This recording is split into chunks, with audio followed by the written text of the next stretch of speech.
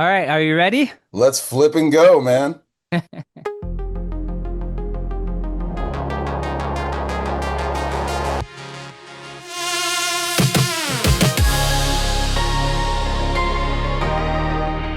Okay, so for today, my brother Russell is coming home from California for the holidays. So we have a special guest with us today, Prince Ace. Prince, how you doing? Doing good, man. How you? Good. Now it looks like you're in Hawaii, but where are you coming from right now? Yeah, aloha indeed. Yeah, I'm actually in the East Coast right now. I'm hanging out with my cousins, but I'm out of Irvine, California. Cool. And Prince is got a really cool thing going on. Company called CineBlock, the founder of a new film financing company. What? Tell the people who haven't heard of CineBlock yet, what's it all about? So it's essentially a marketplace for issuers, for creators, filmmakers to legally create a financial offering to the public. So it's through Regulation Crowdfunding, it's a portal that allows you to, for the public to directly invest in entertainment media, essentially. So it's like an IPO for films. It's like an IPO for films. We call them IMOs, so initial media offerings. So yeah, so we are the same thing. We act pretty much like an intermediary that brings together buyers and sellers of these fine assets and fine properties. That is pretty cool. How'd you come up with this? So I had been involved in entertainment for a while and I'd seen kind of the back end of it and kind of the uglier sides of it and really from the root of it, which was I felt like everybody was under a financial crunch. Like financing was the hardest part. Like whether you're a musician, whether you're an actor, whether you're a producer or writer, like financing your dream is the toughest part. And usually you're going to go to people that are, unscrupulous and going to give you a deal that's probably pretty raw and it's probably not going to leave you in the best position. And then the other part was like a lot of financing had dried out, right? Like, Hollywood wasn't giving as much money. The film festivals money didn't mean as much. Like there was really no just ready-made money that was just being thrown at new independent ideas. And crowdfunding had become kind of the staple. I've been researching a lot of different tech and, I hit up one of my close friends. He's a entertainment attorney, and I pitched him the idea, and he was like, "Oh, okay, this is how we can do it legally." And I was like, "Good, that's the most important part." And then I pitched my other friend, and he was in the tech space, and he was like, "Oh, okay, this makes sense. Like a marketplace where people could buy, sell, and trade, entertainment media securities ultimately." Yeah, I was like, "Yeah, that's the idea." So that's how we formed like Voltron to get to where we're at now. Ah, like that, what's that line in Wu-Tang? Forming like Voltron, go deep like Or a like Navy Voltron. SEAL. Yo, shoot. Yo, Andrew. Oh man, that was good. That was good. Nice. Um, so what sets I think people might be interested because you mentioned crowdfunding and I tried crowdfunding a couple times, didn't really go the way I wanted, but I feel like this is quite different from like a Kickstarter campaign since you're actually involved in securities. So like what sets this apart from a Kickstarter campaign? So two things. One, we are not all things to all people. We are specifically entertainment media. So people that are coming to our platform are there for entertainment media. So they're not going to find somebody doing they're making a new helicopter or they're creating some new robot or something like that. Unless it's related to entertainment media, it's not going to be on our platform. So that's the first thing. The other thing is we're really these are financial instruments. These aren't, these aren't just, donations. Like people are investing in you. This is equity. This is debt. These are securities. And the jargon might seem intimidating for a creator, but it really actually isn't. It's just property. It's all the way you can look at it. Like people are investing in properties, and these are intangible properties. They're not physical, so it makes it even easier for us to be able to move them.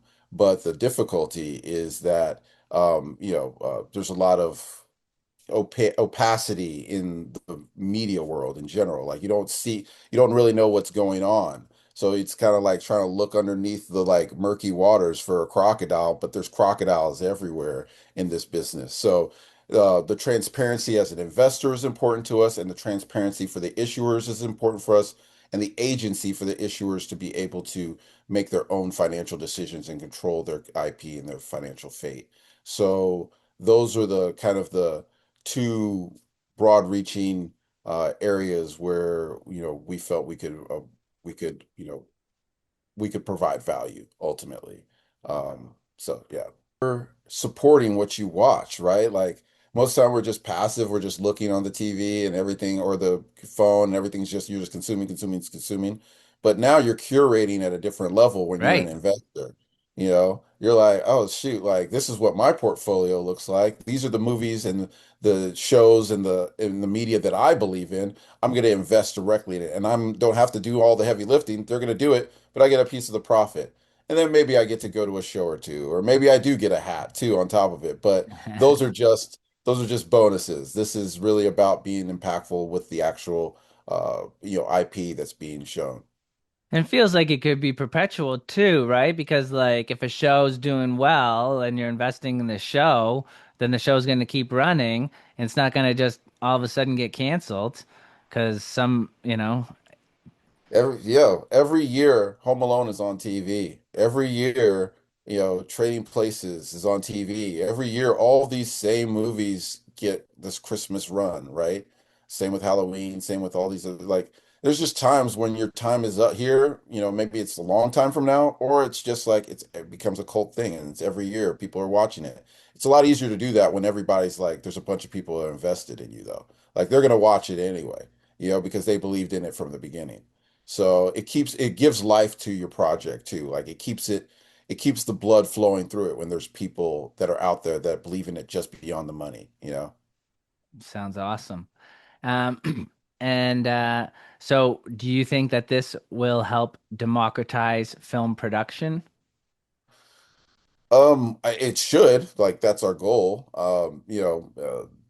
Yeah, at the end of the day, having more access to more capital means more productions are going to be able to get taken place, right? Like, and if we give people a reason to invest, like showing that, hey, this is legit, it's just going to give them more fuel to participate, and we just got to be, as creators, and you just got to be honest and you got to be truthful and you've got to really believe in what you're doing. Because if you say, hey, I'm going to do this film, that's not something that you're just gonna be like, oh, quit tomorrow. Like, I thought about it and now I'm not gonna do it. No, like there's people behind you, there's people depending on you to make this thing true. And they're putting their money on the line.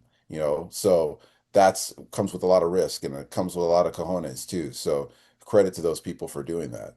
So we want this eco to be an ecosystem, really a community that people engage in this regularly, like investing in these types of projects.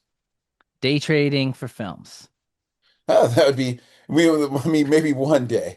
Probably not anytime soon, but it's possible. Siskel and Ebert now are doing like, trade, and I'm aging myself, but doing trading instead of actually like, giving scores to the films. Like that would be pretty funny. Yeah, we put two stocks into that company. Yeah, for sure. Um, and so has CineBlock launched? So, cool enough, we're Trick launching, and there's question.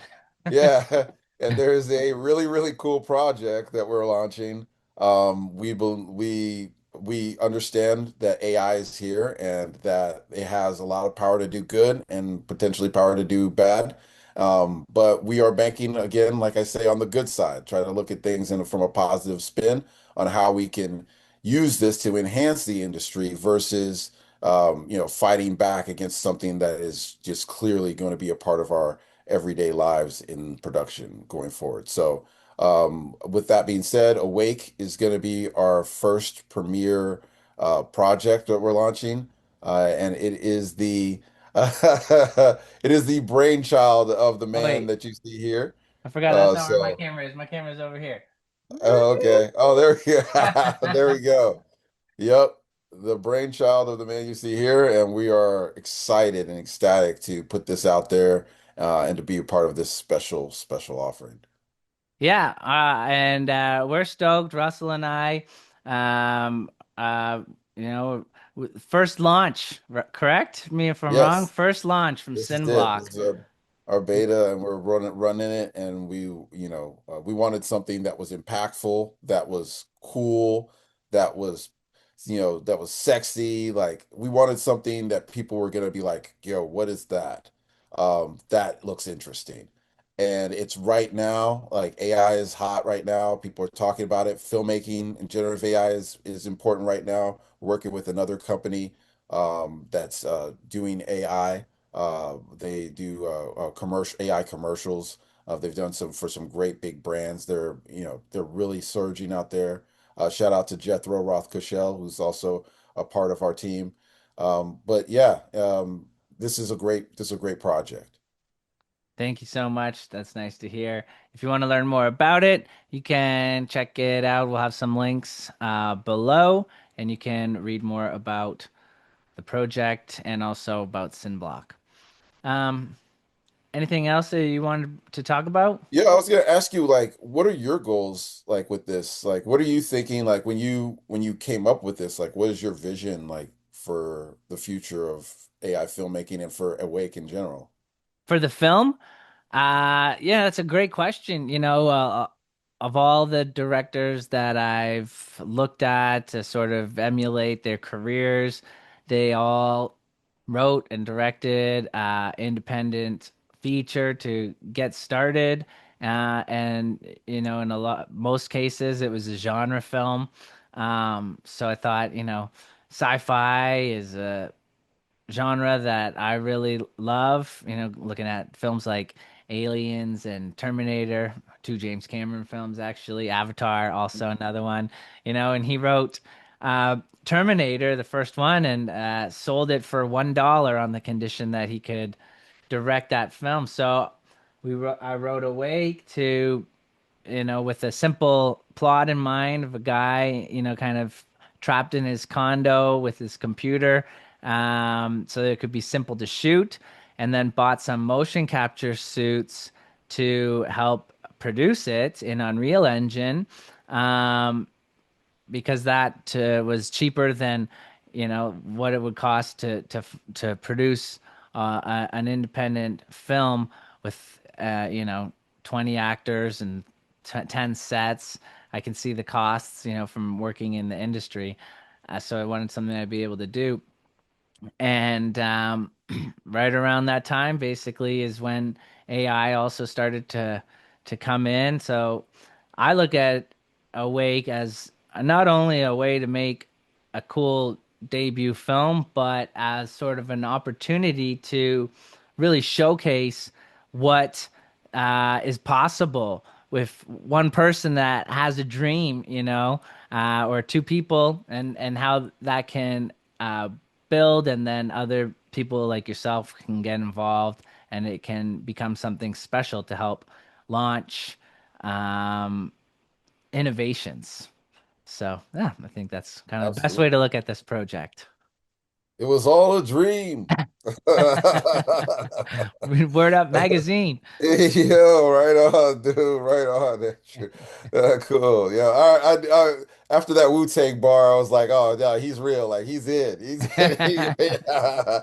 Yeah. Right on, dude. So, yeah, man, I'm pumped, dude. You guys have some great tech involved, and like I think this could be a format for how other people tackle these problems, especially sci-fi. I don't know if you saw that Darth Vader redo that they used AI for. But this guy, like, it was incredible, like what he produced with AI and doing like kind of just a mock Darth Vader like scene. It was really great. So yeah, man, good you're being on that pioneer front. Like that's what we're all about here. I love it. All right. Oh, there's the bell. You got anything you want to sign off with?